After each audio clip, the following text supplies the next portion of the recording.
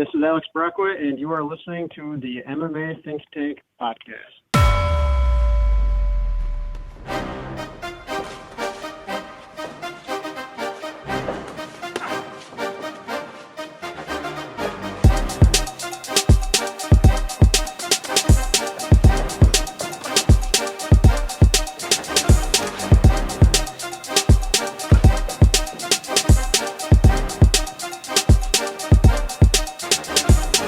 You are listening to MMA Think Tank with Jay and Mike.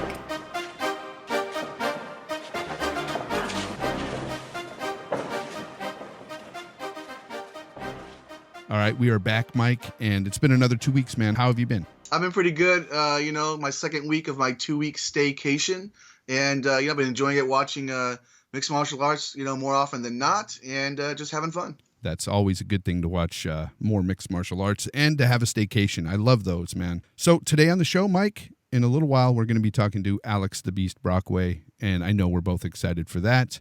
So we'll get to him a little later. Of course, King of the Cage veteran, and he's a great up-and-coming prospect. So be sure and listen to that interview, folks, a little later on.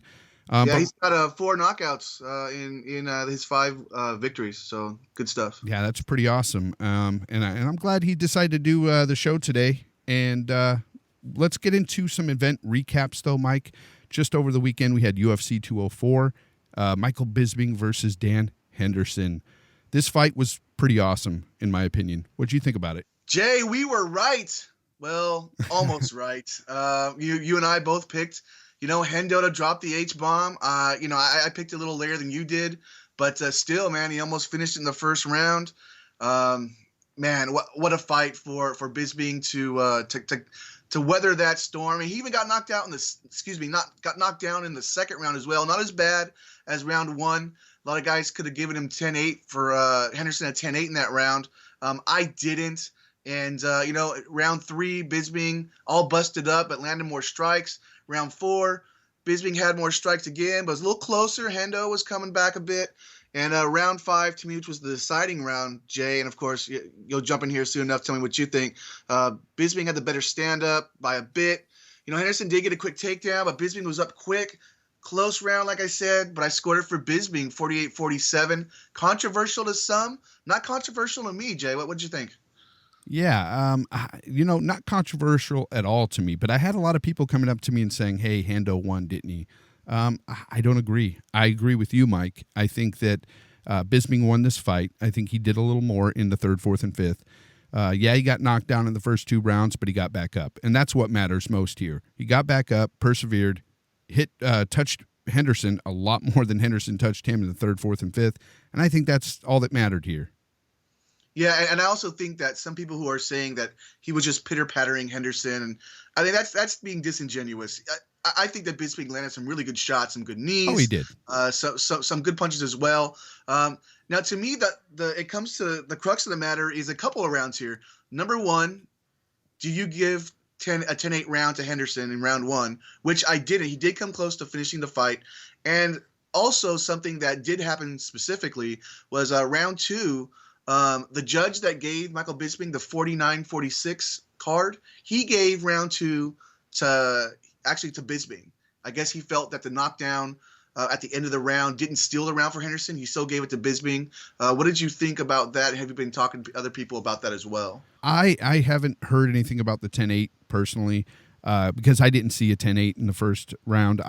For me, anyway, I think that Bisping did enough to avoid that 10-8 from Dan Henderson.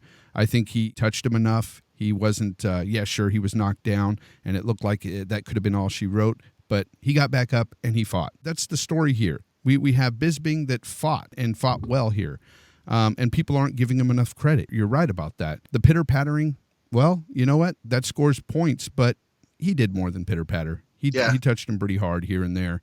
I think a lot of people just knock Bisping because he's such a loudmouth. I think that's what it is. People love to hate on him. Yeah, it's something also that you brought up too, is that the knockdown in round 1, I don't believe happened at the very end of the fight. Very end of the round. He did get up, like you said, and continue to fight on. So, I mean, that's one of the reasons why I gave him gave Henderson a 10-9 and not a 10-8. But even though he was close to finishing it, And and then in round 2, I did give Henderson that round because of the knockdown at the end. I can see where the judge that gave him 49-46 went ahead and still gave it to Bisping. I can see where he's coming from, but I still give it to Henderson for the knockdown. And again, it wasn't like Henderson wasn't doing nothing. Although, the reason I think you also can't give 10-8 to Henderson is because he wasn't throwing as much. He was countering all fight, except for maybe the 5th round. So it's judging. Man, I'd love to be a judge, but it'd be tough to be a judge in this fight for sure. Yeah. It was a great fight. It was close. Yeah, I agree. If they would have given it, the only thing I will say this, Jay. The only other score I would have given is possibly a draw here by giving Henderson the 10-8 in round 1. I just don't really see for myself how Henderson wins this round. Wins this fight. I can see him maybe getting a draw, but that's just me. Yeah, no, I agree with you 100%. It was a Henderson loss here, and it wasn't a bad loss. I mean, I think Henderson is going out on a good loss, if that makes any sense. He fought valiantly, The guy at 46 years old almost beat the champ, and he didn't even deserve to be in this fight to begin with, and at 46 almost beat him. I know almost doesn't count, guys, but in this situation, I think it kind of does. What do you think about that, Mike? No, you hit the nail on the head, man. I was hoping to God that Henderson was going to win this fight, get the title. He had lost his previous 2 attempts, against Anderson Silva and for the middleweight title, and a Rampage for the light heavyweight. So certainly when I saw Bisping go down the first, I was like, oh, here we go. It's going to be the storybook ending, but it wasn't. But yeah, it was impressive. I mean, look, like you said, guy's 46 years old and almost beat the champ and beat a guy who's younger than him. And look, whether you think he should be the champ or not, or excuse me, let me say it differently. Even if you think that there's fighters that are better than Bisping that will be the champ soon enough, and I think that Me too. as well. He still beat one of the best UFC fighters who will go into the Hall of Fame for sure. Yeah. And so that speaks volumes for a 46-year-old guy. I just want to touch real quick, Jay, since he did retire, on just his accolades. And I cut him down because the guy's been fighting forever. So let me just kind of give you his wins and what he's done. The losses, look, he's fought everybody, so he's lost to some guys as well. I even spoke about a few of them right there: Anderson Silva and Rampage Jackson. No slouches there. But he's beaten former champs and just stars in Carlos Newton, Antonio Rodrigo Nogueira, Babalu Sobral, Renzo Gracie, Murilo Bustamante, Vitor Belfort, Vanderlei Silva, Hussein Pajares, Rich Franklin, Michael Bisping, Rafael Cavalcante, Fedor Emelianenko, Shogun Rua, and even Hector Lombard as well. And then if you look at his just accomplishments outside just his wins, UFC 17 middleweight winner, Pride welterweight tournament winner, Pride middleweight and light heavyweight champ, held simultaneously. And as I said, he fought for the UFC heavyweight title once and the middleweight title twice now. So that guy can hold his head high, and he should go into the MMA Hall of Fame if there is one. And I'm fairly sure that the UFC will put him in as well into their Hall of Fame. Of course, the guy's done a lot, and he's deserved it. So it's kind of bittersweet to see Dan Henderson go off to pasture, so to speak, but it's time. It's time. Yeah, Jay, the way you put that is perfectly, because when he came out to his country song, I forget the name currently because I'm not a big country guy, but I always talk about how the walkout songs are so big to getting hyped up for fights. When Michael Bisping comes out, I think it's a song by Blur, whatever the song he comes out to. When that song comes on, I know Bisping's coming out. It's going to be a great fight. When California Love comes on for Uriah, I Want to Be a Cowboy, or I think it's just called Cowboy, for Donald Cowboy Cerrone. And like Matt Hughes, we're never going to hear A Country Boy Can Survive, him walking out to that. Yeah. We're not going to hear, Dan Henderson walking out to his really cool country song. So, but yeah, great career, and I'm glad to have watched it. Yeah, me too. Let's go on to the next fight here, because we're going to be a little pressed for time today because we're going to get this interview in. So let's talk about Gegard Mousasi versus Vitor Belfort. This fight, it went the way we both thought it would go. Yeah. So Yeah, I thought. Oh, sorry, Jay. Go ahead. So I don't know about Vitor Belfort's career from here, man. I mean, why don't you talk about this fight a little bit, and we'll discuss Vitor Belfort's career. Yeah. So the rumor going in by someone in one of the Brazilian presses. Now I realize it's just a rumor for one guy, and certainly since it's been almost a week now since the fight, it hasn't come to fruition. But there was talk that Belfort was finally going to hang it up, win or lose. He hasn't done that yet, but the way he fought, man, certainly seems like he should have. If you guys didn't see the fight, it was as if Belfort didn't want to fight. I mean, he was always pushed near or against the octagon. I mean, he was gun shy. It was really odd to see, like, Vitor Belfort, who's got the fast hands, knockout power, who starts quick, and, he was just gun shy. I didn't get it. In round two, Mousasi, it's like a bell went off in his head, like he had enough, and it landed a big head kick and followed up with a crazy barrage, and Belfort went down against the fence, and Mousasi just finished it with ground and pound that round two. It was impressive by Mousasi. He really showed who the top 5 guy is compared to the top 10 guy, and I'm excited to see where Mousasi goes from here, because if you take away, it may not be fair, but if you take away his loss to Uriah Hall, he's been on a win streak, I think, of about 5 or 6, and has looked fantastic. Yeah. Mousasi there for a while was going through, I don't know, there was something he was going through, because he didn't seem to have his mental game on, especially during that Uriah Hall fight. It's funny I mentioned that because Uriah Hall usually goes through that mental game, when he's in his own head. But Mousasi didn't look right during that fight. I think now he's back on track. Mousasi looks great. You're right about him being top 5. But Vitor Belfort, on the other hand, this guy, he looked like he phoned in this performance. Didn't look good at all. And is this a testament to him not being able to use TRT anymore? I think it's that mixed with age, and I know that might be just two sides of the same coin. Yeah. The guy's 39 years old. We talk about it's not the years, honey, it's the mileage. Well, he's got the years and the mileage now. So, we've got to look at that. And, as he calls himself, he's the old lion. Well, he's Grandpa Lion, man. I mean, like he's been fighting great guys still and beating some good ones too. Look, the streak with over Rockhold and Bisping, I believe Henderson, I think that might have been before TRT or during TRT. I'm not sure, but still, he has, even before that, he fought, Anderson Silva for the title. He even gave a great fight with John Jones when he filled in. I believe, I forget who pulled out, but he filled in on short notice. Got Jones in that armbar. Yeah, and but almost finished the fight in that armbar. That was during his TRT days, though. Was that okay? Yeah, well, then there you go. He was a jacked Vitor Belfort back then. So let me ask you point blank: do you think that people should start talking retirement for this guy?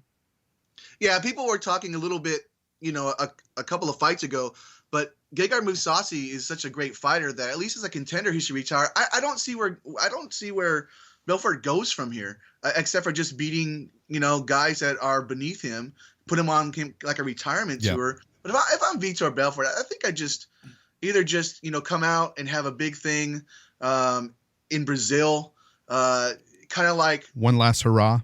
Well, not really one last hurrah as a fight, but when I went to a Strikeforce fight, I forget which Strikeforce event it was, because I've been to about 3 or 4 of them, and it was a surprise to me, which is a great sight when I saw it, was they had Frank Shamrock walk out, and they had a big video for Frank Shamrock.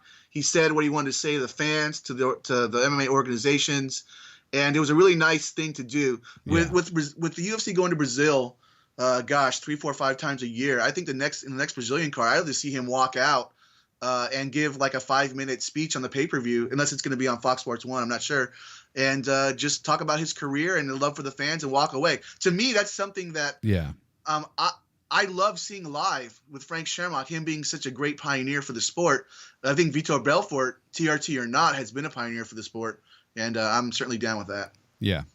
I echo your sentiments there. I believe the same thing. I think that's the road he should be taking now, because there's nobody he's going to be able to beat unless they're way beneath him at this point, or unless he gets away with TRT. But, I just hate to see guys that were at one time so good, so popular, just go on a downward spiral like Vitor seems to be going on now. Yeah, I don't. I agree, and I don't see really anybody in the top 10 that is a fight that's really worth right now, except for maybe Anderson Silva. He wanted that rematch for a while. Anderson Silva hasn't been looking that great. He looks okay. Anderson Silva does for how old he is and the stage of his career. But I guess if we were to give him one more fight, give him the rematch with Anderson. I think on Anderson's worst day, Vitor would get beat by him. All right, Mike, let's go ahead and move on and get into some WSOF 33, David Branch versus Vinny Magalhaes. Let's go ahead and start talking about that fight. Well, just real quick, though, I did talk about how this card was sure to deliver right off the bat. The day of the fight, Justin Gaethje had his fight pulled from him because Ozzy Dluglugov was sick, and they had to take him to a hospital the day of the fight. So there goes that fight. Yeah, that was a bummer. Jay is starting off with the David Branch fight.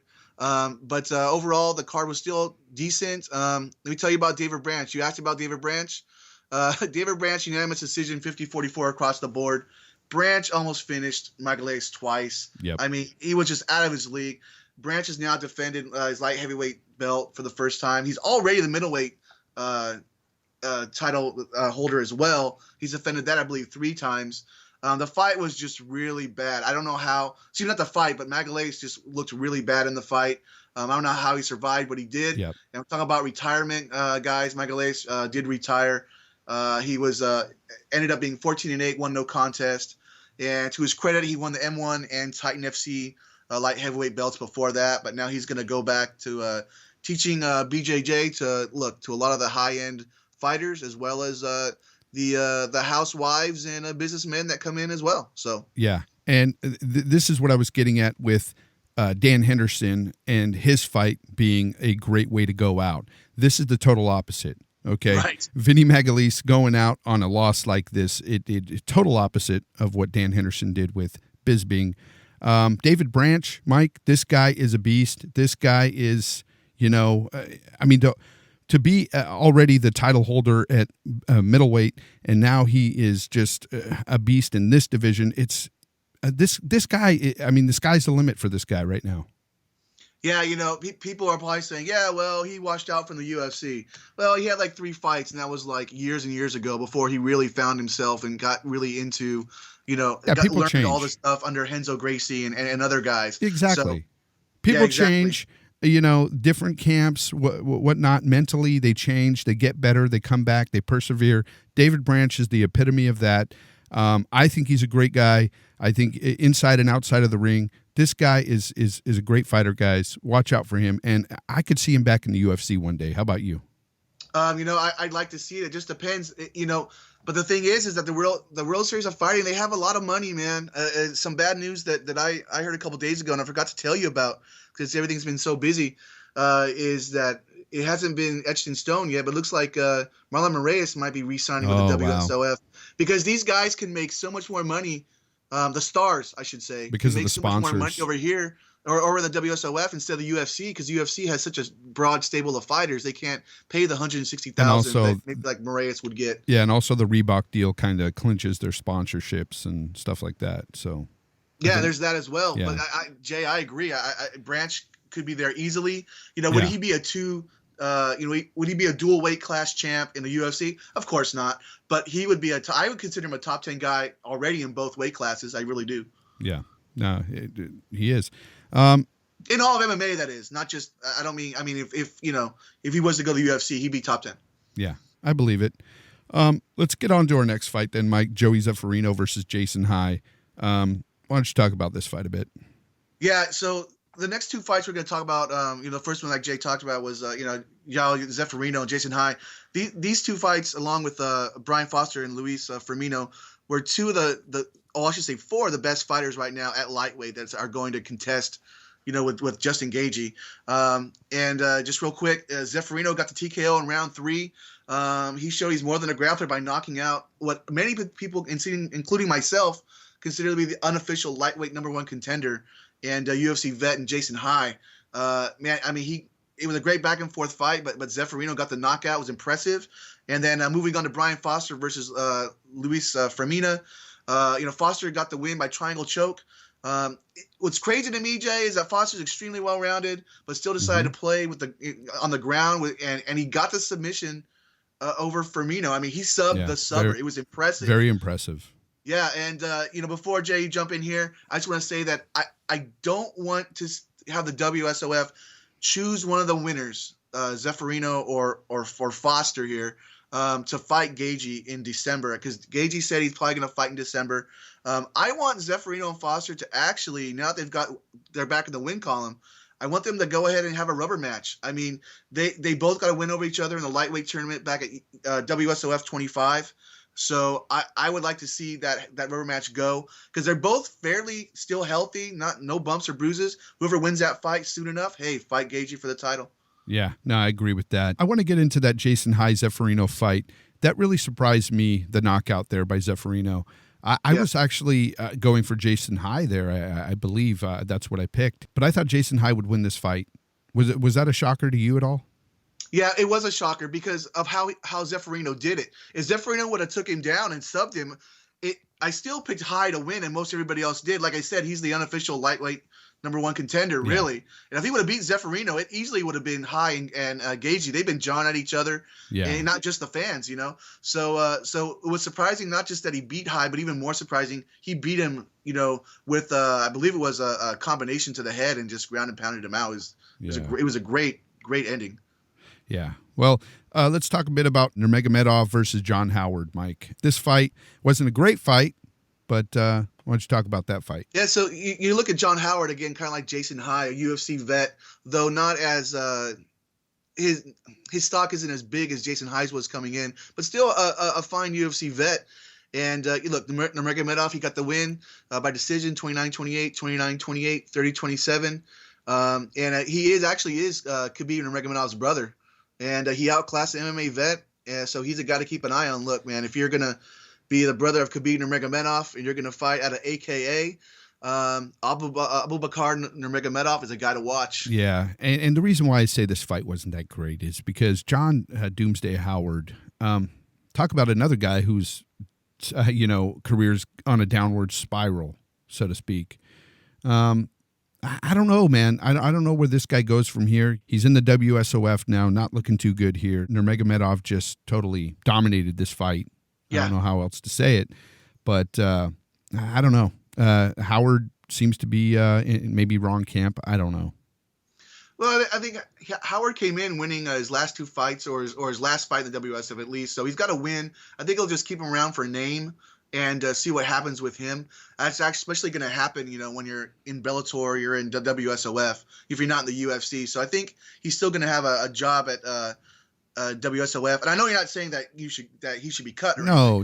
But I think he's still he going to needs be okay some help. for a little bit. Yeah, exactly. Because look, these young guys, we talked about it before. The guys coming up now against these veterans, they've learned at a faster rate than the veterans have, like John Howard. So that's my take on that. The last fight, though, and really the only UFC veteran to get a win on this card, at least the main card, Sean Jordan got a ground and pound TKO at the end of round 1 over Ashley Gooch, the King of the Cage veteran. Sean Jordan won his debut, I should say, for the WSOF, and now is going to fight heavyweight champ Blagoy Ivanov. I think Blagoy Ivanov's going to piece him up pretty bad. It's going to strike him up. But you know what? Sean Jordan is a big boy, and if he can put Ivanov down on the canvas, we just don't know what'll happen. But Jay, it sounded like you agreed with me. I think, in short, he's going to get probably knocked out by Blagoy Ivanov. Yeah, I agree. Let's go ahead and get into some news. I know we got some big news here. News Corner. Really big news that just came out. Why don't you tell them about that? Yeah, Tank Abbott is coming back, and no, I'm just kidding. Ronda Rousey is back, and wait. I was excited for Tank Abbott's return. Okay, what is he, like 60 now? He's got to be in his early 50s. He's at least in his early 50s. And man, the last time we saw him, he had gray in his beard, so I can imagine it being all white now. He probably looks like Santa. Yeah, I was going to say, it's probably very long. He probably looks like Jim the Anvil Neidhart for you old school WWF fans growing up as I did, only just with a giant long beard. But yeah, man, Ronda Rousey is back and will fight Amanda Nunes at UFC 207 on December 30th. I'm excited, Jay. I know you're a big fan of Ronda Rousey, but and I'm not a huge fan. I'm not really a fan, but just having her back. I always talk about these guys, these ladies. We need these guys. We need these ladies to stick around. It makes the sport better. They're great. Having Ronda Rousey come back after a year now. I got something to say about this though, Mike. Oh yeah, let me finish real quick though. Okay. Of course, we'll banter about it. You and I were wrong. We thought. Well, look, a lot of people were wrong with us. We thought she was probably done, but she's back. She's gonna fight Nunes for the title. I don't think she should fight Nunes for the title after coming off such a bad loss. But hey, it's money. It's she was a champ for a long time, undefeated before Holly Holm knocked her out. Jay, we'll get the back and forth going. What'd you think? Well, honestly, with this fight, we're not wrong yet, Mike. We're not wrong yet because I'll believe it when I see her in that cage. Because that's what, in December. So we've got at least a month and a half away from that fight, and anything can happen. She could pull out for any reason. And mentally, is she going to be there? Let's say she does come back. Her mental game is not strong right now.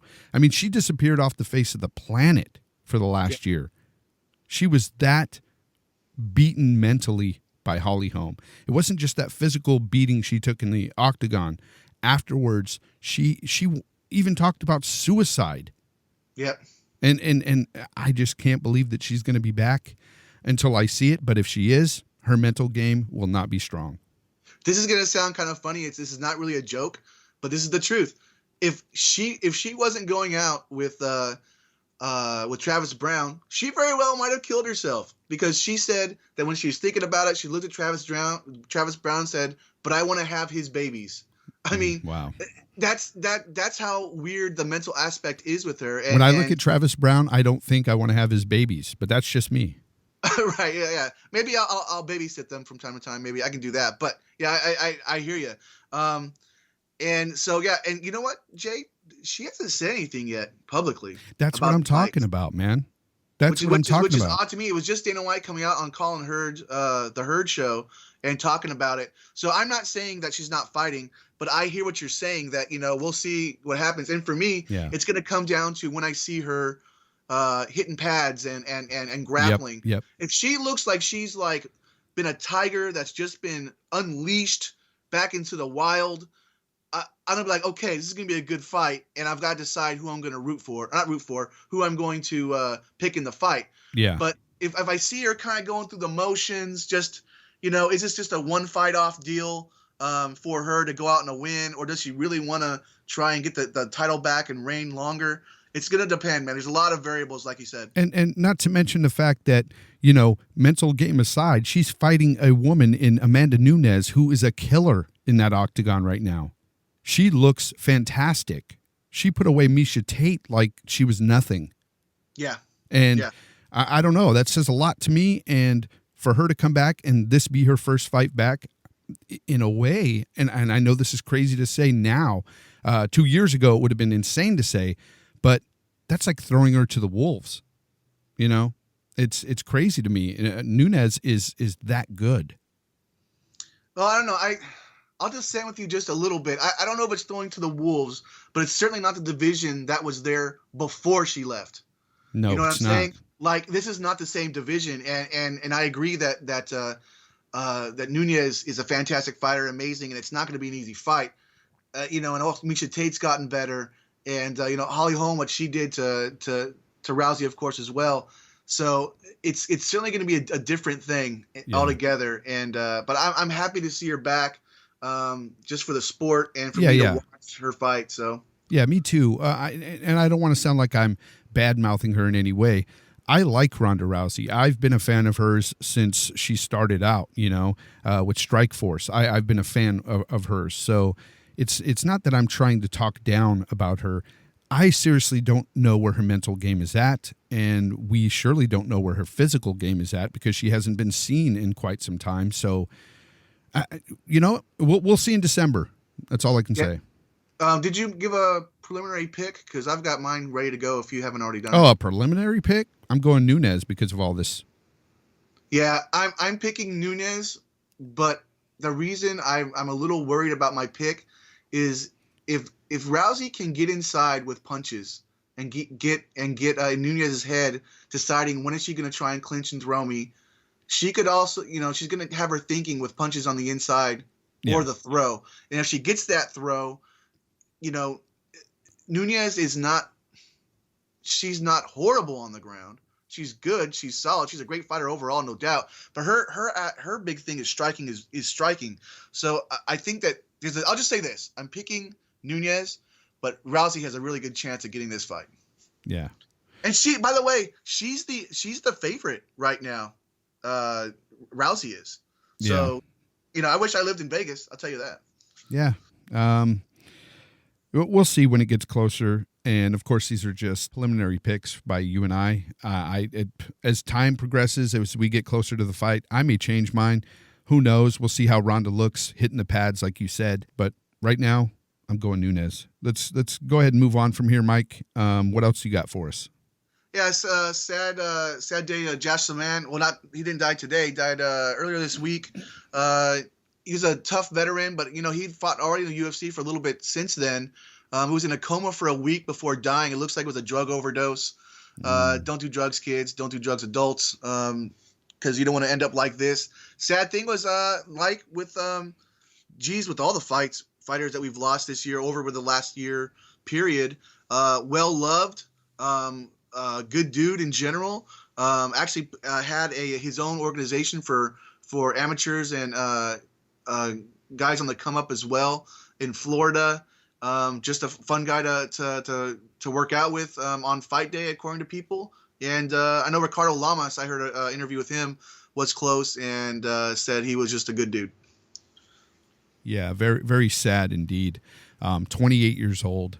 It's crazy. And I echo your thoughts.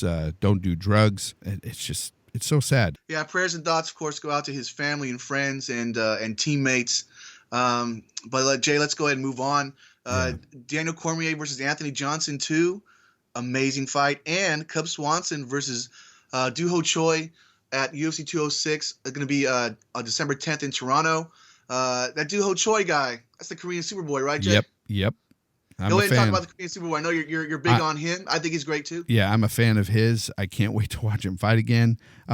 Now this is only the second time we've been able to see him, right, on TV in the UFC. Yeah, on TV. I think he's fought a few times, obviously, on Fight Pass and stuff like that, but or not Fight Pass prelims and some other Fight Pass ones, but maybe the first time we've seen him on pay-per-view. Is that what you're talking about? Yeah. I'm excited to watch him on the big stage because I think he deserves it. The guy looks like a great prospect, up and comer. This guy's legit, guys. Watch out for the Superboy. Yeah, he's 15-1 with 12 KO. But you know what I'm most excited for, Mike? Yeah. Is his walk-in music. Hopefully they play it on the pay-per-view there. Yes, I agree. I'm ready to hear the old school Superman theme come out there. Hey, he could make me a bigger fan of him just for that when I hear that, because I'm already thinking he's a great guy. Oh, I know you. You're going to be pumped as soon as you hear that. You're going to go, I'm going for this guy for life. It doesn't matter if the other guy's a Christian. I'm going for this guy. No. I make a joke about that because me and Jay, we talk about, who do you root for when you don't know know the two guys, just to keep it interesting. Some people root for whatever reasons. I'm a Christian, so if some guy I know is a Christian, then I'll root for that guy. But look, my fighters run the gambit. I love Uriah Faber. The guy's not a Christian, and I would root for him against anybody else in the division. Root for him against anybody else in the division. So anyway, just trying to say before, Superboy is 15-1 with 12 KO TKOs, 1 submission.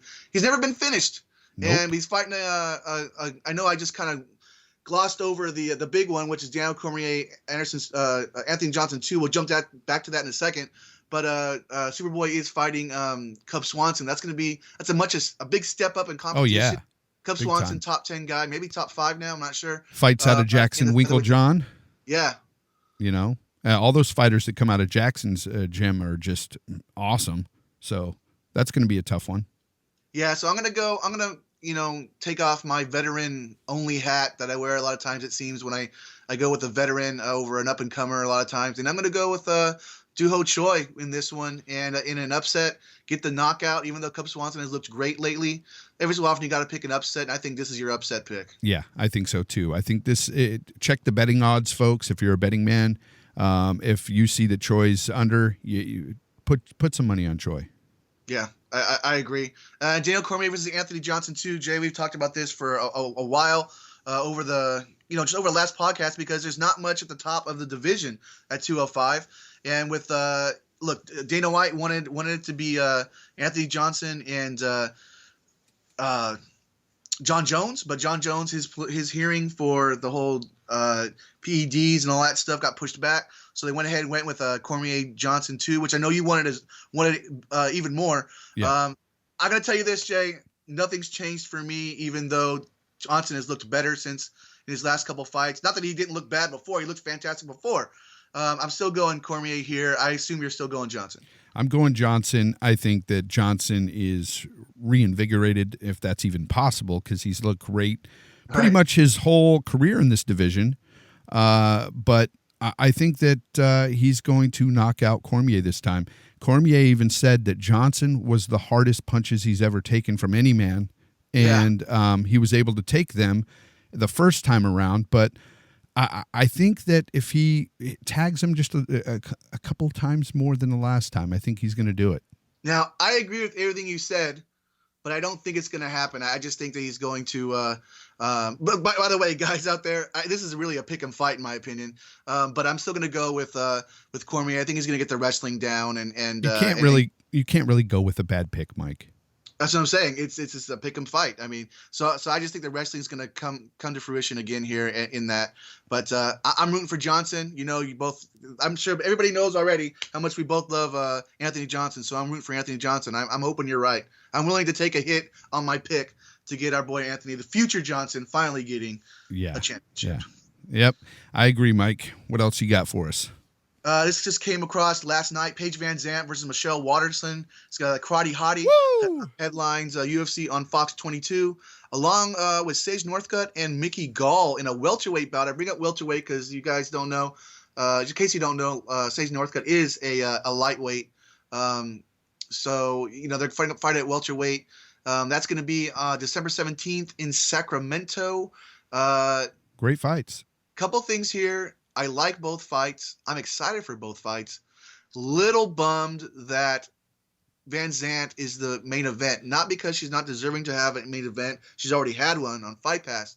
But that means Cody Garbrandt is not fighting Cruz for the title in my I hear you. About 20 miles from where I live. Yep. And I would have liked to have seen that happen. I thought it might happen, Jay, because the flyweight title and the bantamweight title a lot of times is not a lot of times, but it has been fought for on FS1, and this is a UFC on Fox 22, so this is even bigger. This is just regular Fox.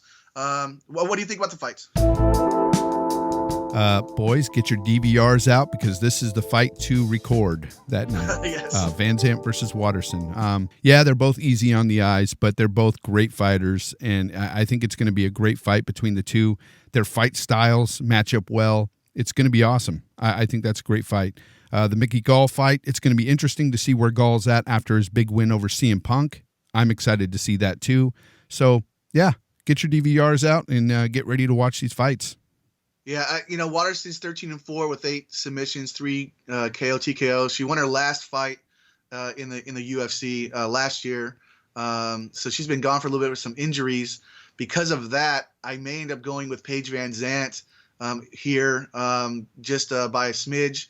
I know Waterson's very well rounded, even though she's got a half KOs to her submission rate, I guess. So that's good enough for me.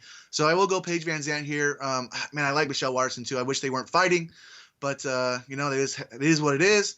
And for me, the Mickey Gall, Sage Northcutt, it comes down to where the fight goes. I think that if Sage Northcutt can avoid some takedowns, he's gonna knock out Mickey Gall. He's gonna knock him out hard, and I hope he does. Because the way Mickey Gall, as much as I like Mickey Gall, has been talking about Sage Northcutt, when Sage Northcutt has done nothing wrong, people. If you're going to get pushed by the UFC, you're going to want to get pushed by the UFC. He's been nothing but a good dude. He's corny, but he's a good dude. And the things Mickey Gall is saying, I'm going to break his bones, I'm going to do this and that. Dude, chill out. And I love you, Mickey. I love you. But if Mickey Gall does get it to the ground, Jay, you and I both know that Sage Northcutt, though he's working on his ground game, is not the strongest there, and Mickey Gall will finish it quickly, I believe. Yeah, of course, this is just preliminary, but I'm probably at this point going to go with Gall. I think that he might do it. Even on the feet, Mike. I think that he could finish this fight as well. But you got Sage Northcutt, who is great on his feet, and it could go either way. This fight is another pick'em fight. It doesn't matter who you pick here; either can win by so many different ways. But yeah, I would have to go with Gall at this point. Yeah, I'm leaning towards Gall because, like you said, he's got good stand-up anyway, but he's great on the ground. He's only 3-0 in his career, but he's looked fantastic. And he's very confident. He's very confident, too, and that says a lot about a fighter. He's coming in with a swagger that Sage Northcutt doesn't hold yet, Right. And that's one of the things I like about Mickey Gall as well, even though I kind of ripped him a new one there for a second. Of course, he could rip me a new one in 5 seconds if he heard me talking like that. But anyway, it is at welterweight as well, and that's kind of outside of Northcutt's weight class. So because of that, I'm leaning toward Mickey Gall. But I can't wait to see the face-off. I can't wait to see the words even more talked about as it comes up. So it's a couple months from now, guys. Something that just happened over this week, Big Country got fined finally for kicking Big John McCarthy. He's got a 90-day suspension until they can figure out, what to do with the fine. Basically, in short, he can't do anything for 90 days until they figure out how much they're going to charge him or fine him and what the how long the suspension, if it's going to be even longer. And it could be. This is in Brazil, people. So this is they have a different type of thing outside of the Nevada Athletic Commission or the commission out in the East with New Jersey. So we'll see what happens. But I'm happy Big Country Roy Nelson got fined. He should have. And I don't want you kicking referees or punching them. And I want to go back just a second. When I was talking about people in the last podcast hitting refs, and I thought it was Paul Daly, and it wasn't. It was actually Jason High, another obviously great welterweight, lightweight, kind of smaller guy, and that's who did that. Jay, your thoughts? Yeah, I think that a punishment is deserved here. I think that you can't touch a ref no matter what. You shouldn't hit him. You shouldn't kick him. You shouldn't do anything. I know I said that if he really felt that his life was in danger or something, and he was so upset that he would do something like that. But in this case, that wasn't the case, and it was clear. The fight wasn't stopped too late. The guy wasn't hurt. It was just weird. Yeah, and everybody I've talked to, just friends and customers and just fellow fans, they felt the same way. And also, most of the fighters I've heard on interviews have said that it wasn't stopped, late. So yeah. But like Jay said before, we've got some time constraints, so we're going to move on. A fight coming up here Old Man Warren is back. I'll just say that, Jay. Bellator doubleheader with Eduardo Dantes defending against Joe Warren. So that's going to be their second fight for Bellator 166 on Friday. That's going to be December 2nd. And along with that fight, Pat Curran will be fighting John Teixeira at Bellator 167 the next day on December 3rd. I think it's great they're having a doubleheader. The UFC does that from time to time with more of a triple header, of course. But this is the first time Bellator, has had a doubleheader. They're getting their big boy pants on, I guess, and doing big things. And I think that Dantes this time is gonna beat Joe Warren, unless Joe Warren can do what he did the first time when he took his title. And, to get him to the ground and just win the decision. Jay, what's up with that? What do you think? I think that Warren should have retired on a high note already. I mean, he did awesome in his last fight, but he should have left after that. I think Dantes is going to beat him. I really do. Do you think it's going to be as bad as when Dantes beat Galvao? He destroyed Galvao. It could be worse. It could be much worse. I think that he will knock out Joe Warren if it stays standing. If Joe Warren can't get it to the ground, it won't be a 5-round destruction decision. It'll be just 5 rounds. It'll just be 1 or 2, round 1 or 2, I should say, knockout, and a bad knockout probably for Joe Warren to go out. Like you said, Yep. wish he would have just retired on a high note. But you know what?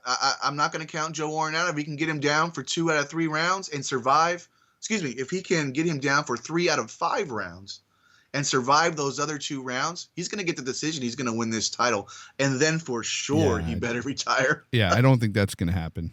Yeah, exactly. But I'm still picking Dantes. And I'm going to pick it round 2 knockout. What do you think? That sounds pretty good. I'll go with that. Yeah. Pat Curran, former 2-time featherweight champ versus John Teixeira.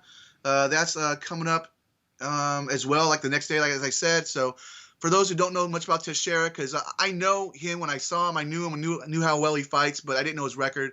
So here it is, folks: 18-1 and 2. 18 wins, 1 loss, 2 draws, with 9 submissions and 4 TKOs. He's 3-0 in Bellator, but after leaving the UFC, he's 8-0. So he's legit. Curran, obviously, like I said, former champion. This is gonna be a good fight, I think, Jay. It's kind of a lame main event, really, because I just think Teixeira's not a big enough name to go against a big name like Curran for a main event. But I still like the fight. Yeah, me too. I think this is going to be a great fight as well. But if I had to make a pick here, I am going with Teixeira. Okay, got the up and coming guy. I hear you, man. It's certainly possible after seeing his record and everything. So, and I kind of like to see it because Pat. Well, no, actually, I don't want to see that. Not just because I want my pick to be right, but Pat Curran has looked better since moving to the Black Zillions. He's still under his cousin Jeff Big Frog Curran, but since he's moved, his last fight against Georgia Carr Harding, I think he looked great. So he's not as boring as he used to be. But good pick with Teixeira, brother. Let's see. Moving on. Another controversial topic coming up here. Greg Hardy moves away from football and to now MMA.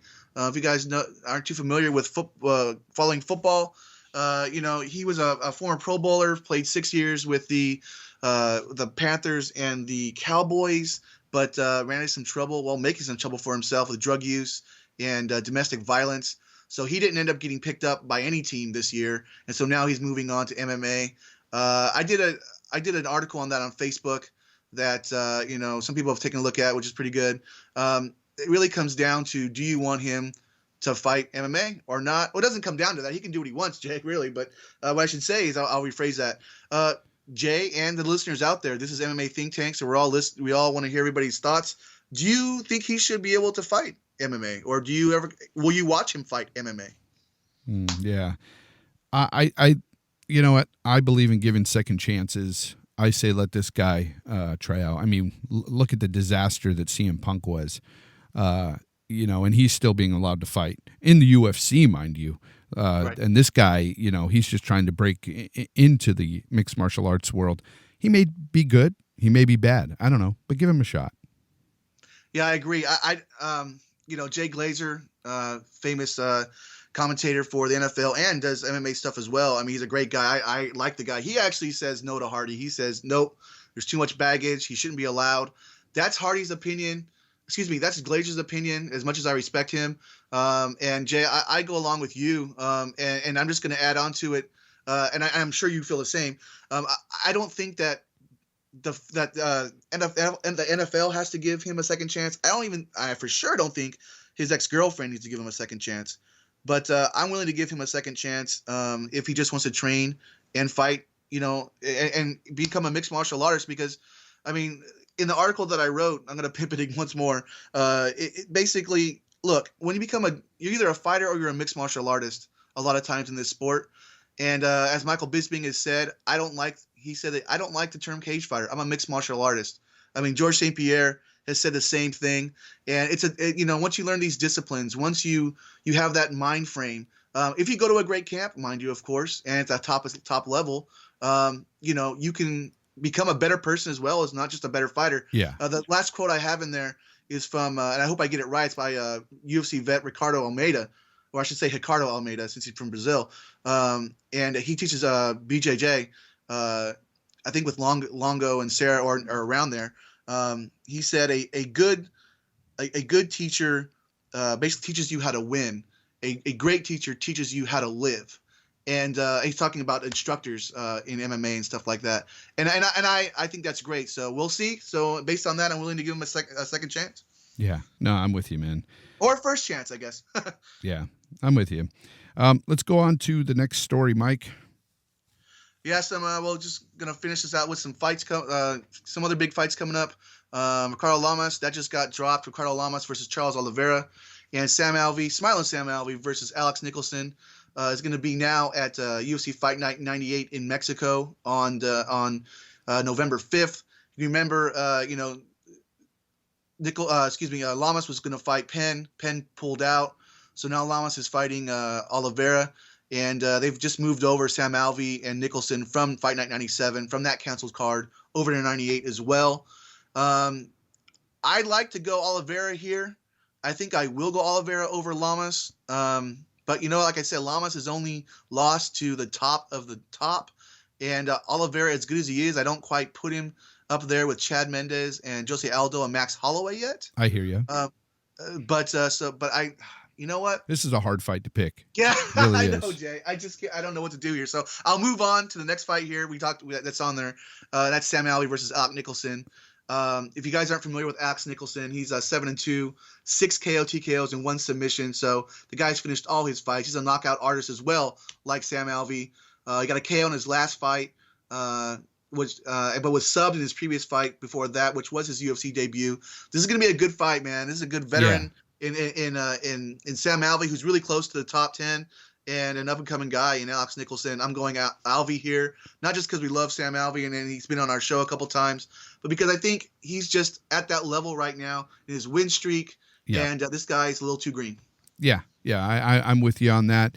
And Alvey, friend of the show here, going with him for sure. And I'm happy for him to get this fight moved to this card so soon because that's what he wanted. The guy, was feeling kind of bummed. And you could tell in our interview when we talked to him initially, when we first started talking to him and talking about this fight being canceled, he was bummed. You could tell that Sam Alvey had a frown on his face in the beginning. And I know we talked about that afterwards too. So I'm glad it's being moved here and we're going to get to see this fight this year. Awesome. So there's that. Yeah. So I'm going to go ahead and stick my foot out and I'm just going to go ahead and say Charles Oliveira by submission in round 3 over Ricardo Lamas. Yeah. I'm not even going to make a pick right now. I'm not. You have to make a preliminary pick. That's how it is. No, that's cool, man. If you don't want to make a pick, then I'm not going to make a pick either. Then it's our show. And I'm not going to take a pick either. I'm not doing it. Darn it. All right. All right, well, it's a wash on Ricardo Lamas Oliveira. We rarely do that, guys, but we're gonna do that. So, moving on, one thing you don't have to worry about not taking a pick here: King Mo versus Satoshi Ishii at Bellator 169. That's gonna be on December 16th. If you guys aren't too sure about who Ishii is, he's 14-6-1 with 6 submissions, 1 KO TKO. You may actually remember him, though. He did lose a close split decision to Rampage in his last fight, which was in Bellator. I'm pretty sure I thought that Ishii won that fight. Jay, I'm pretty sure you did as well. Yeah. Yep. Yeah. So I'm giving him the win over Rampage. But King Mo is similar to Rampage in the fact that he's a great wrestler, has great punching power, but he's younger than Rampage still. Yeah. So I'm going to go still here with King Mo. King Mo has just looked fantastic over the last few years, man. I mean, he won the Risen Heavyweight Grand Prix, fought a couple times in one night to do it. 3 fights overall, though. Fought again the next day. And I just think this is really maybe his last move toward a title fight because, he did lose to Phil Davis. When in that fight, basically whoever won that fight was going to end up fighting Liam McGeary. And King Mo came up short in that decision. But I think this is the last rise of King Mo towards the title. Yeah. No, I agree with you. And I will be going along with King Mo, too. Of course, preliminary pick. But Ishii is no slouch. It could change as we get closer. But I'm going with King Mo because when you were talking about the Rampage fight with Ishii, I immediately thought, yes, King Mo is like Rampage, except for that he's better. Right now he's better than Rampage is now. So yeah, I'm going with King Mo, and I think he may knock him out. Yeah, he's not just younger; he's better. I hear you. Then let's go ahead and move on now. Aljamain Sterling is going to be now. This is just pretty much just over the last day or two. Aljamain Sterling is going to fight Rafael Assunção at Ultimate Fight Night 102. That's in New York on December 9th. So look, a lot of the December cards are filling up now, guys. That's a really good fight for me, Jay. Sterling and Assunção just coming off, losses. But look, Sterling's 12-1 with Shocking. 6 submissions, 2 KO TKOs, and just lost a close fight to Brian Caraway. So, a lot of people thought that, he might have got the nod there. I still scored it for Caraway. Yeah, me too. Look, guy's 12-1. And Assunção 23-5 with 10 submissions and 3 TKOs. His last fight was against TJ Dillashaw. No slouch there, obviously. Dillashaw got the revenge there, winning this time. But before that, he was on a 7-fight win streak and coming off a 2-year. But he's coming off a 2-year break before he fought TJ Dillashaw there. So yeah. I give him a pass against Dillashaw and coming off the break. So it's a close pick here. You got a pick for the fight? Yeah, I'm going Aljamain Sterling, and this is not going to change whether it's preliminary or right when we do the pick'ems for that fight card. It's going to be Aljamain for sure, because I think that loss against Caraway was a fluke, and it was just a shocking loss. Now, I can certainly understand where you're coming from saying that it was a fluke, but how do you think he stands up against Assunção? Because I'm going with Assunção here. I think it's going to be close, but I think that Assunção, I'm going to put my veteran hat back on, Jay, and I'm going to pick Assunção because he didn't get really blown away by TJ, in my opinion, in the last fight. He didn't win the fight for sure, but he didn't get blown away, and I think this veteran's just going to get it done. I think it might go to decision, though. I think TJ, now, he didn't lose a step necessarily, but I think he's lost something when he left Team Alpha Male. That's just me. I think there's something missing there with him now. And with Aljamain Sterling, I think Aljamain Sterling, not only is he younger, faster, I think he's stronger than Assunção. And I think he's going to be able to probably end up TKOing him. Okay, I hear you. Yeah, so there you go. Jay and I disagree on that one. He's going Sterling by KO or TKO. I'm going Assunção by I wanted to say submission, but there's no way it's going to be submission because Sterling's a great submission artist as well. So I think he's going to go to decision. Yeah. That's it for the news, my man. All right. Well, let's go ahead and go to the phones and go to our guest here. Of course, our guest today is a King of the Cage veteran. At 5-1, he's got 4 KOs in his pro career. Ladies and gentlemen, Mr. Alex the Beast Brockway. How's it going? It's going good. Thanks for having me on the show. For sure, Alex, it's really great to talk to you. I really think after looking you up, checking out some videos, that you're a guy who can really make some moves, already early on in your career. As Jay said, you're 5-1, get the 4 KO TKOs. Your lone loss was by submission, but something kind of jumped out at me when I was looking you up. On one of your banners, I believe, on YouTube, it said associated with Red Schaefer Mixed Martial Arts. Is that UFC veteran Eric Red Schaefer? Yeah, it is. He actually does all our jiu-jitsu belt promotions at my gym. So he's also from Fond du Lac, which is where Unified Martial Arts is located. So he'll come in every once in a while, do all our belt promotions.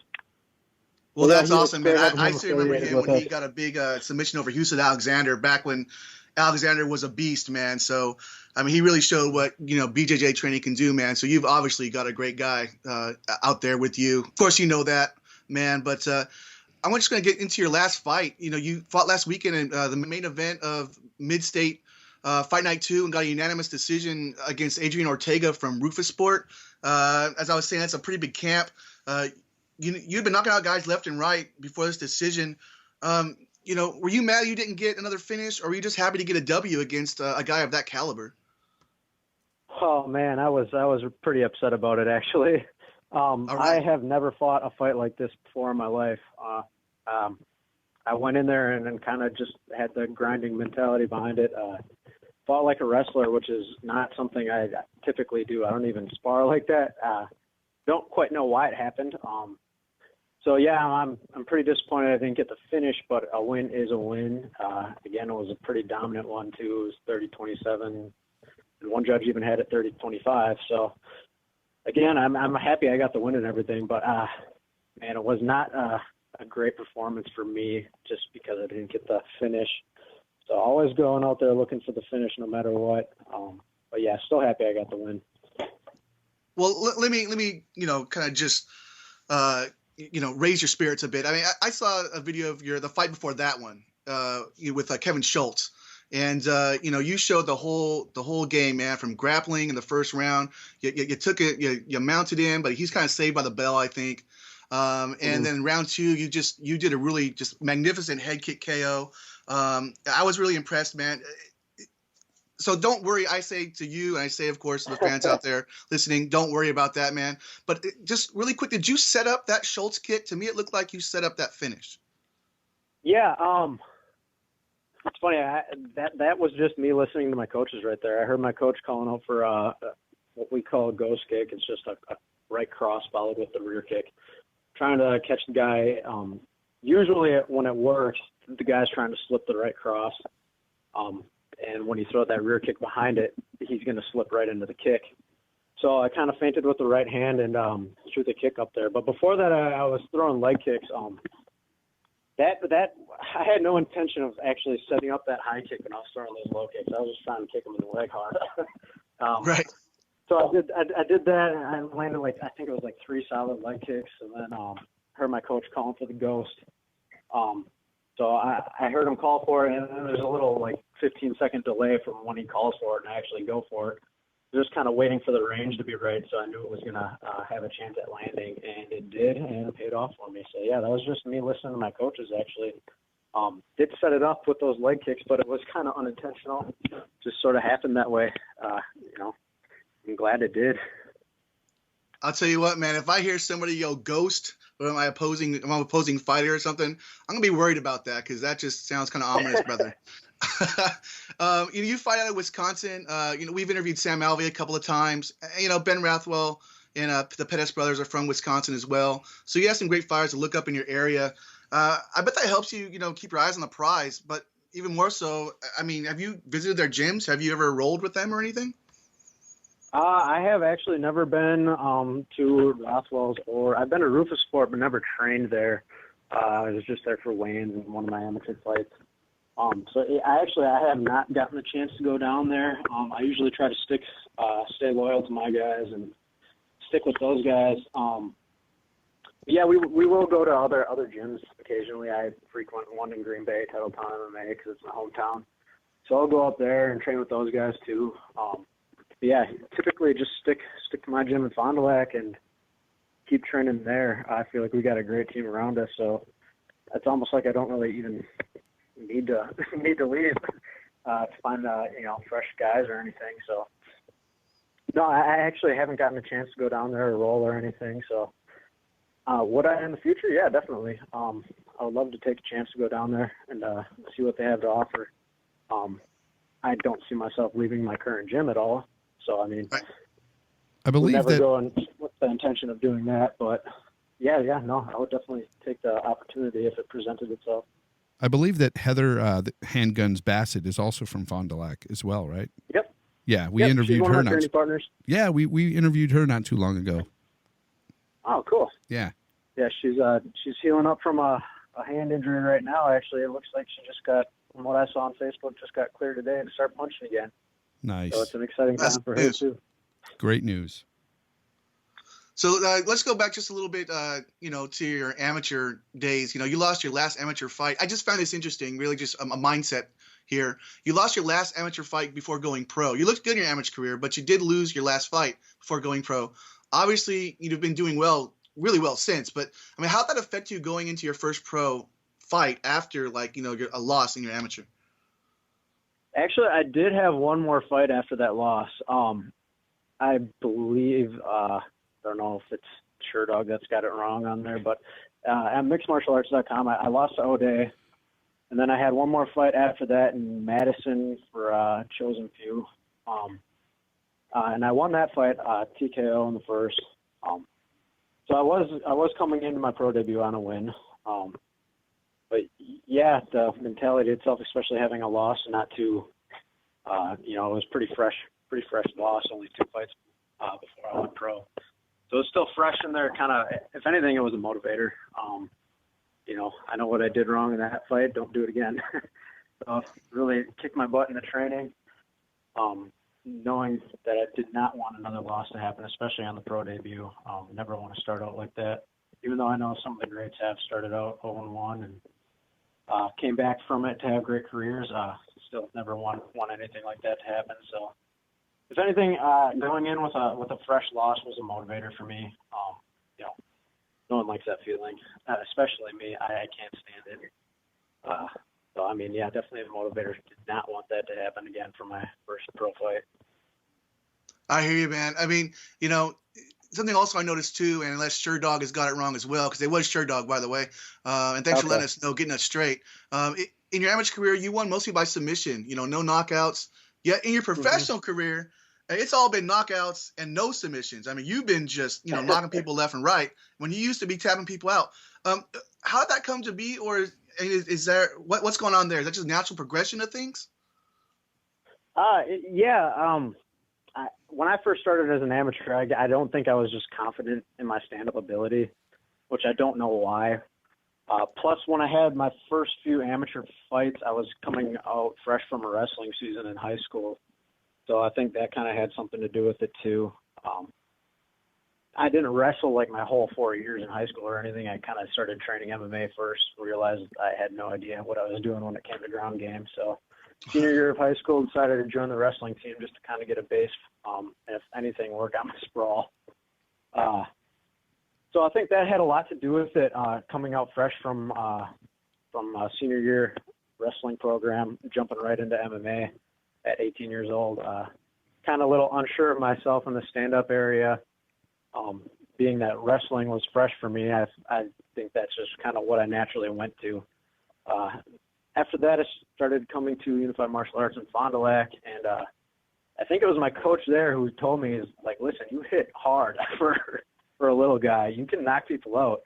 So I think that kind of just built my confidence and my belief in myself that I can stand with these people and I can do very well if I choose to. That being said, I will take the ground anyway. I don't have a preference whether it happens on the ground or standing up. So, I mean, always love to get the knockout. Obviously, everyone loves knockouts. But I will take a win on the ground just as easily as I will take a win standing up. Yeah, I hear you, man. I mean, you like I said before, you've been very impressive, really, in your short career. He's only been, 6 fights, 5-1, but you're doing everything right. Moving just a little ahead now, Legacy and RFA just merged to become Legacy Fighting Alliance, or LFA in short.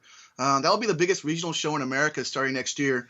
Do you think you can get there with a few more wins? How many wins do you think you need before you can get to that next level? Well, I'm hoping I'm, if not one away, I'm hoping I'm there. Especially after beating a guy from such a great camp with this last fight and everything. We had received an offer from VFC to fight later. It turned out not to be a good deal for me. So, yeah, unfortunately I had to turn it down. But I think I'm right there, man. Maybe one more fight just to get my name out there a little more. But other than that, 5-1 with 4 knockouts. I think hopefully someone sees that and agrees to let me on one of the bigger shows. So, hopefully it happens for the next one. If not, I'm fine with taking another fight or two to get me to that next level. I'm willing to really do whatever is necessary to get me there. Yeah, I hear you, man. You're in a 4-fight win streak right now. And, I think really you could already fight for LFA. But, just to finish the whole run here, I assume you want to make it to the UFC or Bellator, maybe even the WSOF. How many fights do you think you need more to get there? I don't mean just wins. I mean, you're still young in your career. I'm sure you know that 10 more fights, you're a different fighter and probably a better fighter. Maybe 5 fights. Is it 2 fights? How many fights do you think you need to really get to that top level? I think it honestly depends on the quality of my opponents. If I go into my next 2 fights and I'm beating some undefeated stud, and I beat them convincingly, I think maybe that would be enough to do it. granted, you don't see many, 5-1, 6-1, whatever fighters in the UFC or anything like that. So again, it's going to need to be against, a top guy, and it's going to need to be impressive in order for me to get there in like a fight or two. Now, I also know guys that have been fighting their whole careers and have never gotten that call. 30-plus fights and a damn good record, but still never got that call. So, it could be at any time. Luckily for me, I have a good manager, so I think he's going to help me out to get there as soon as possible. But also when I'm ready for it. So I'm only 23, still young in my career. Got all the time. Well, I don't want to say all the time in the world, but we got plenty of time to get up there. So I mean, hopefully within, I would like to say within 3 to 5 fights, if they're all wins in convincing fashion, depending on the quality of the opponent. I think I'm right there, man. Yeah, I certainly agree. Yeah, I certainly agree, especially with the win streak you're looking at, and if you're going to continue to knock guys off like you've been, minus your last fight. But we already talked about that. We heard your mindset on that. Also, a question is, being a young guy in the sport, do you still have to work full time or part time, or are sponsors doing enough for you to train without having to worry?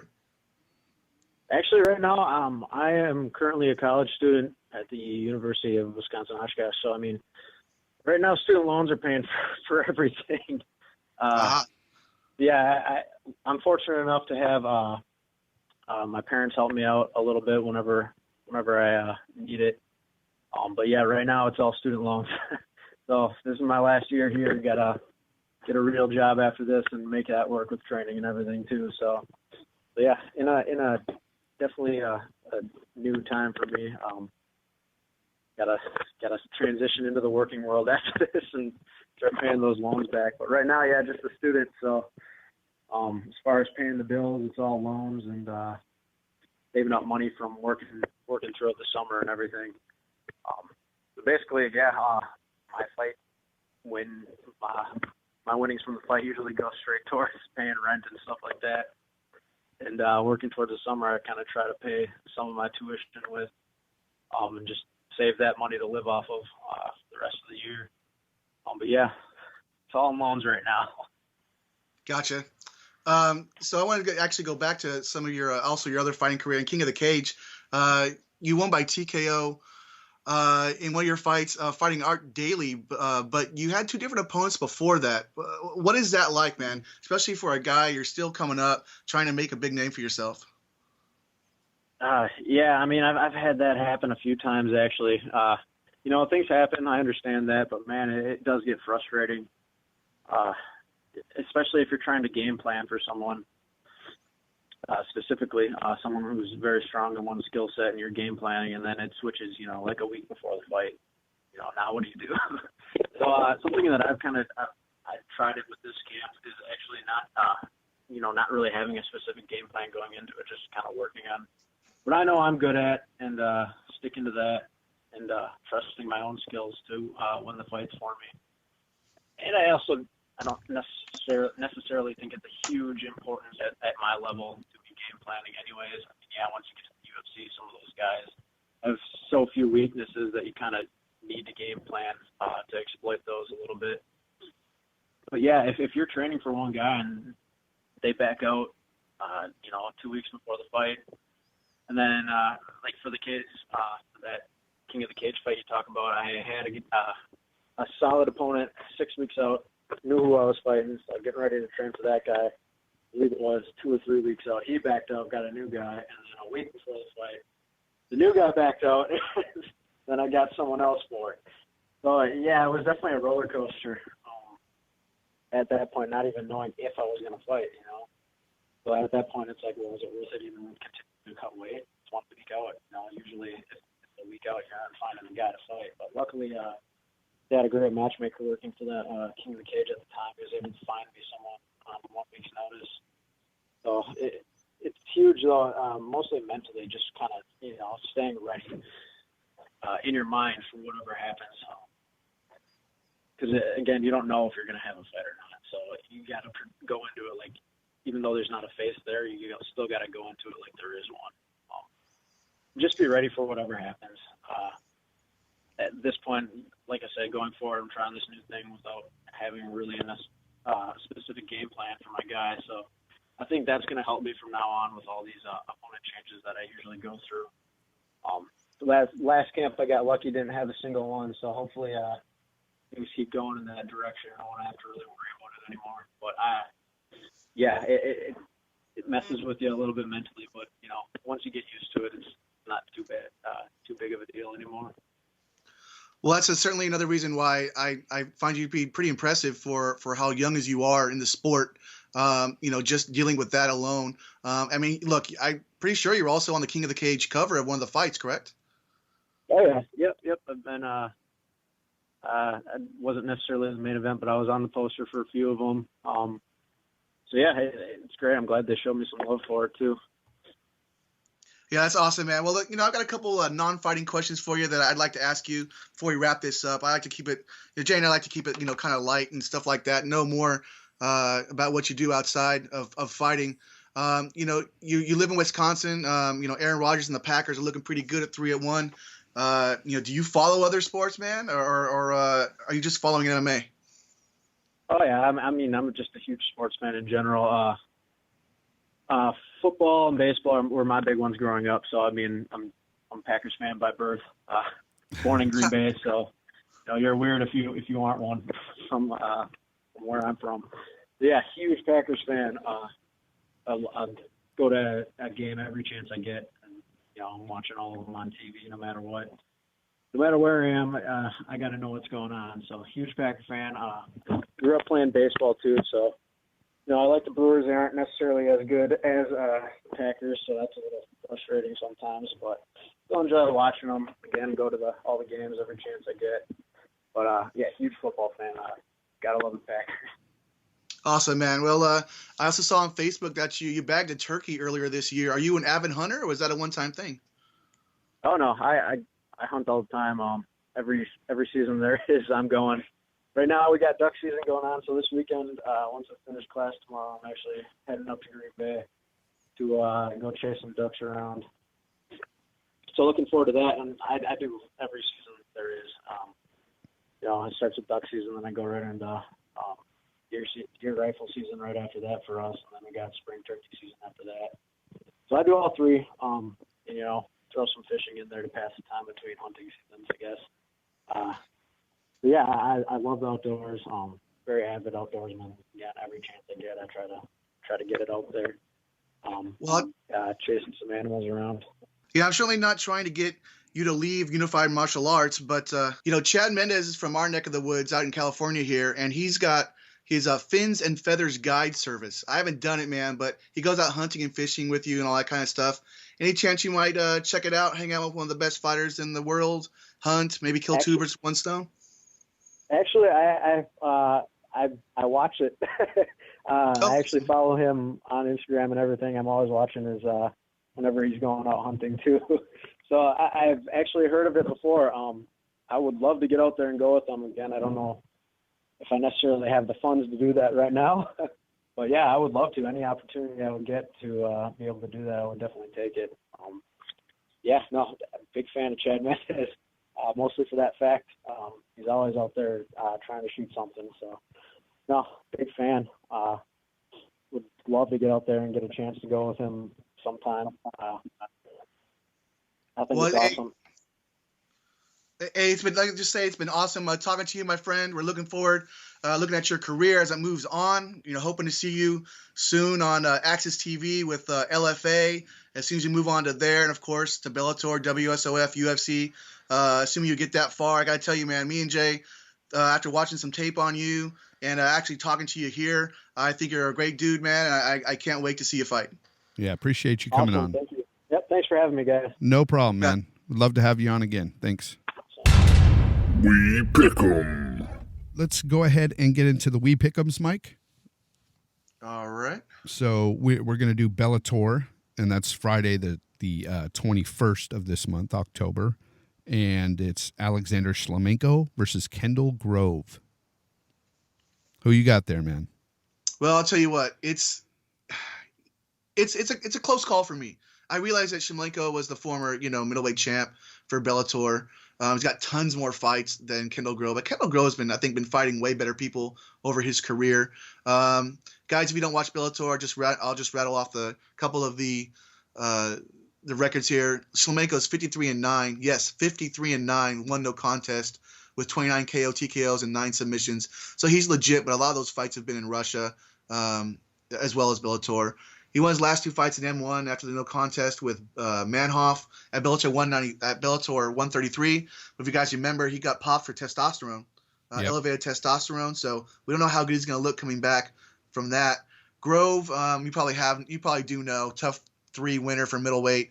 Yeah. But 23-15, won no contest. The record's not that great now, but two fight win streak, both KOs.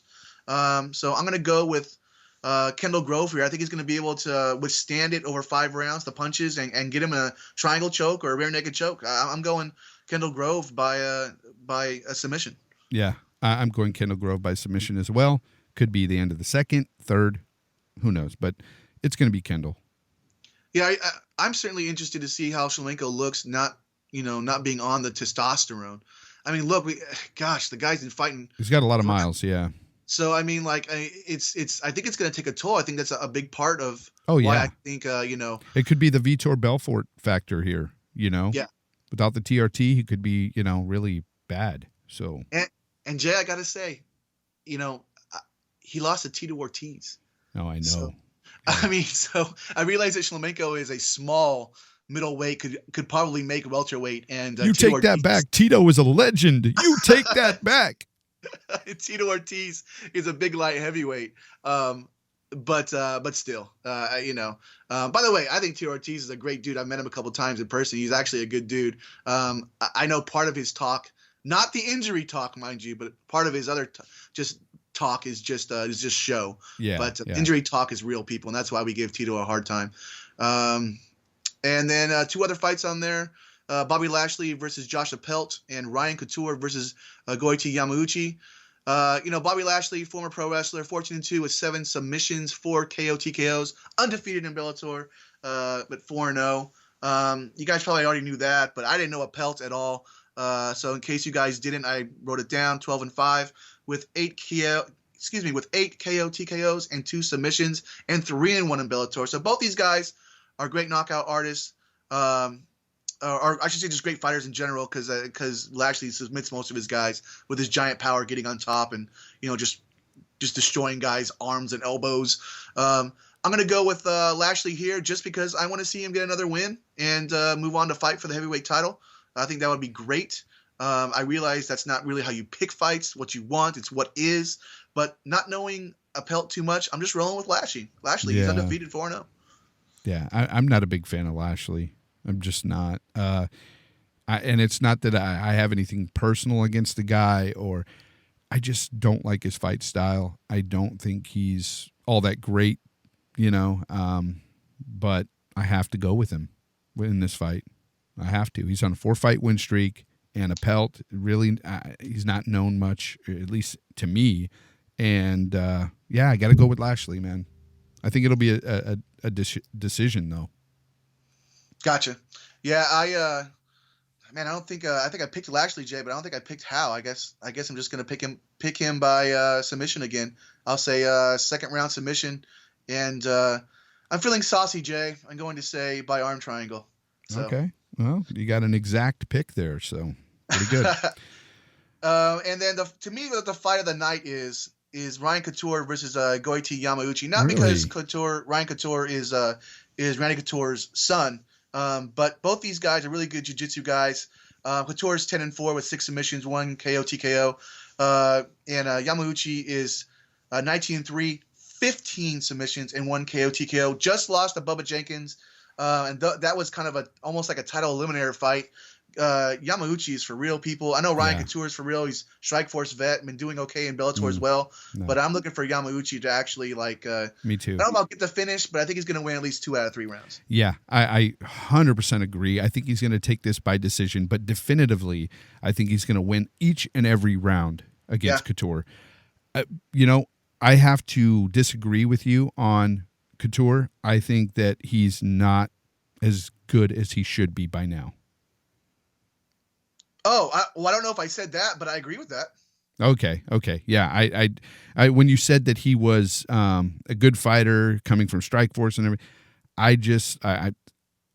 it kind of hit me in a different way because I've been watching him since Strikeforce. I was behind this guy at first, but after so many years of watching him kind of just, go up and down, he's not at the level I thought he would be at today.